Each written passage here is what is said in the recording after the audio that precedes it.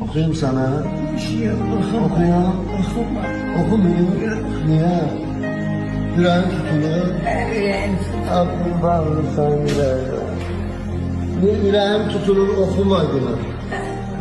Alacan bağrımda neylemişem ben. Öz canımı kurban eylemişem ben.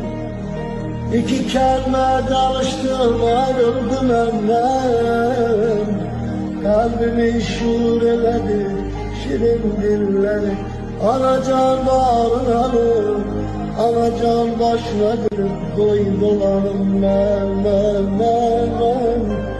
Ben o sevgilime hayranım ben. Anacan eş botla yanmamışam ben. Hele de bir tecrübe almamışam ben. Ne yaman olar yandan ayrı düşende.